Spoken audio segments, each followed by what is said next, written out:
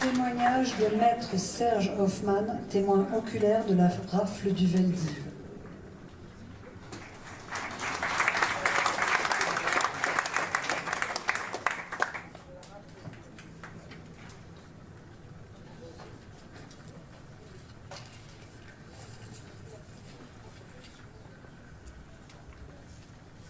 Monsieur le Premier ministre, Madame la ministre, Messieurs les présidents, Messieurs les grands rabbins, Mesdames et Messieurs les parlementaires, Mesdames et Messieurs les hautes personnalités, Mesdames, Messieurs, mes amis. Lorsqu'on m'a demandé, il y a peu de temps, d'être le témoin de la rafle du 16 juillet, j'ai évidemment accepté immédiatement. Pourquoi? Je savais très bien que ce n'était pas pour moi, mais pour ces malheureux 4000 enfants, dont certains avaient mon âge, et qui ont été massacrés, exécutés, brûlés, anéantis. Mais en même temps que j'ai dit oui, j'ai quand même eu une grande émotion. C'est pas facile de reprendre cette période qu'on essaie d'oublier, mais on n'oublie jamais. Quand on a des moments de dépression, des moments de tristesse, des moments de cafard, eh bien, le choc de cette arrestation ne disparaît pas. Elle existe toujours en moi. Et j'étais honoré, évidemment, de pouvoir parler de ces malheureux 4000 enfants, dont certains avaient mon âge, mais en même temps, j'étais perturbé. Et j'avoue que ça m'a créé une certaine émotion. Je vais quand même vous dire très simplement comment je suis un miraculé. Lors du 16 juillet au matin, ma mère est venue me réveiller et m'a demandé de m'habiller. Dans mon appartement, nous étions 4. Ma mère, ma grand-mère, 78 ans, ma grand-mère paternelle, et mon grand frère qui était extraordinaire avec moi, qui a 6 ans de plus que moi. Les policiers qui étaient là, il y en avait 3, n'étaient pas trop brutaux. Ils nous ont demandé de prendre du linge de rechange. Voilà, c'est tout ce dont je me souviens.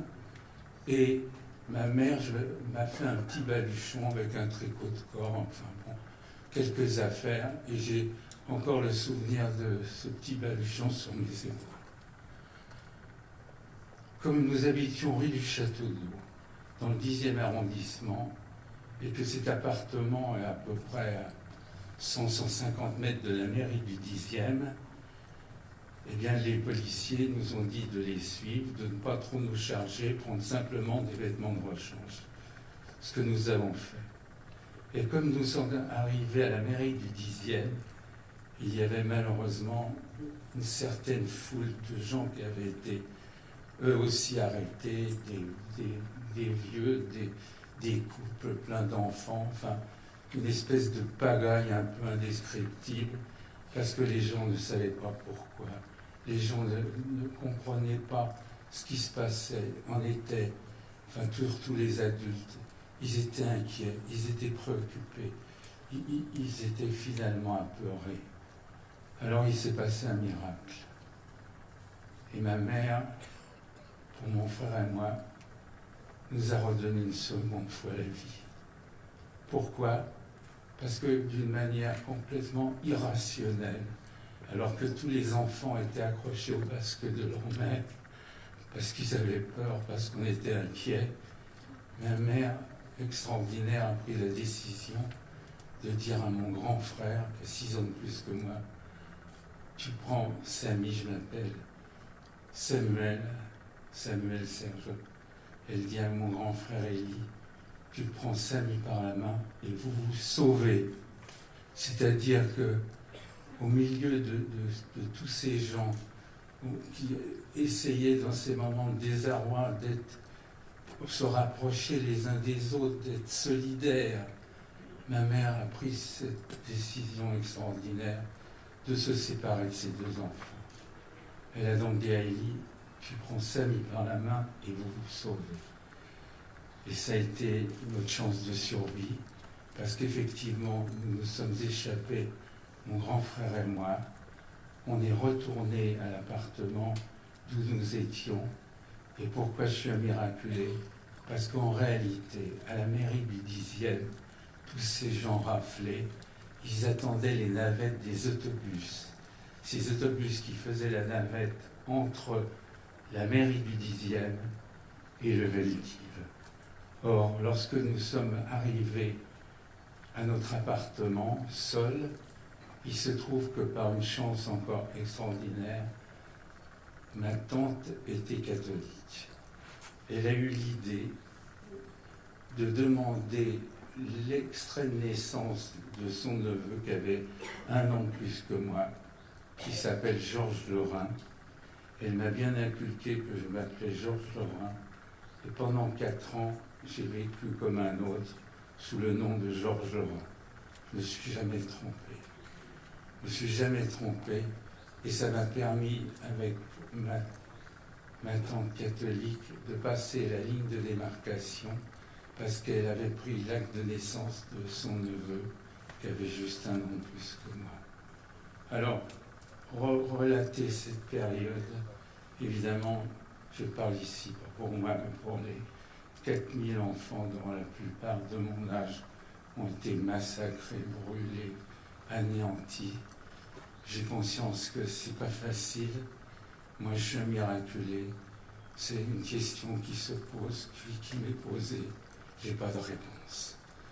Ce que je peux vous dire, c'est que j'ai pu passer la ligne de démarcation avec cet acte de naissance de ce nouveau nom, Georges Lorrain, et que ça s'est très bien passé et que j'ai pu être caché dans la Nièvre. C'est pour ça que j'ai la chance d'être ici, encore avec vous. Ce que je voudrais vous dire quand même, c'est que quand on m'a demandé effectivement de relater mon arrestation, j'ai tout de suite répondu oui. Mais ensuite, ça m'a perturbé. Pourquoi ça m'a perturbé? Parce que se replonger dans cette période épouvantable, inhumaine, dramatique, c'est pas facile.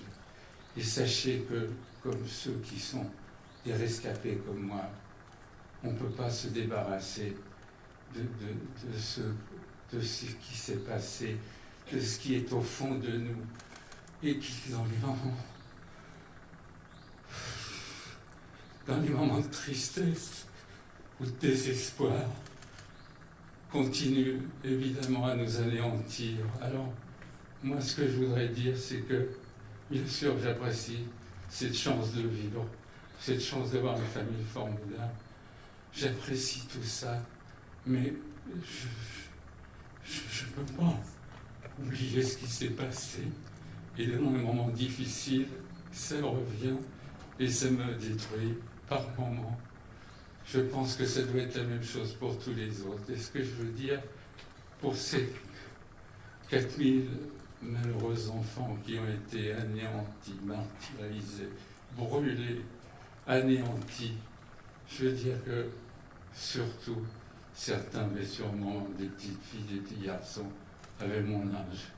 Alors moi, c'est vrai, je vous dis pourquoi je suis un miraculé, mais le fait d'être un miraculé, ça me permet juste de vous narrer une horrible histoire, l'horrible histoire de l'Arabe du 16 juillet, où 4000 enfants, finalement, ont été massacrés.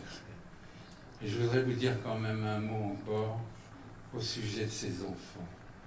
Ma grand-mère a tout de suite été envoyée à Auschwitz, elle a été brûlée. Ma mère a été internée à Drancy. Et pendant qu'elle était internée à Drancy, au mois d'août, sous une chaleur épouvantable, il y avait des wagons d'enfants qui venaient, comme on l'a rappelé tout à l'heure, qui venaient à Drancy. Pourquoi? Parce que Drancy était la gare de triage. Alors ma mère, avec d'autres femmes juives internées, elles ont essayé de rassembler quelque peu de nourriture, parce que finalement les enfants mouraient dans ces wagons gardés par des gendarmes de faim et de soif. Ils hurlaient tellement que ces femmes ont ont été les aider. Comment les ont-ils aidés? Elles n'avaient pas tellement non plus à manger, mais je me souviens que ma mère m'a raconté qu'elles avaient pris des petits bouts de pain et elles jetaient ces petits bouts de pain aux enfants qui mouraient de faim et de soif, comme à des moineaux. Alors ma mère, qui était peut-être un peu plus hardie que les autres, s'est rapprochée un peu trop des wagons. Elle voulait absolument faire passer cette petite nourriture à ses enfants qui étaient dans le désarroi. Et un des gendarmes lui a envoyé un énorme coup de crosse dans la poitrine. Il lui a éclaté le sein gauche. Et c'est pour cela que ma mère a été sortie de Drancy, parce que personne ne s'est évadé de Drancy. Elle a été sortie de Drancy, elle a été amenée à l'hôpital Rothschild, elle a été mutilée du sein gauche, et finalement, au bout d'une vingtaine, 30 jours, elle a réussi à reprendre des forces, et elle s'est sauvée de l'hôpital. Alors je voulais vous dire, parce que c'est formidable, non seulement ma mère nous a sauvés, mon frère et moi, mais en plus de ça, elle a pu, elle, se sauver, parce que finalement, son acte d'héroïsme, son acte humaniste pour aider ses pauvres petits-enfants, lui a permis de retrouver la vie. Alors je voulais vous dire ces simples mots, parce que c'est Trafle, et surtout en pensant 4000 enfants qu'on a martyrisés, qu'on a violentés, qu'on a détruits, qu'on a brûlés. C'était quelque chose d'épouvantable. C'était tous en partie des gens de mon âge. Et si je suis un miraculé aujourd'hui, c'est grâce à cette décision, peut-être irrationnelle, mais extraordinaire de ma mère, qui a eu le courage pour nous sauver de se séparer de ses enfants.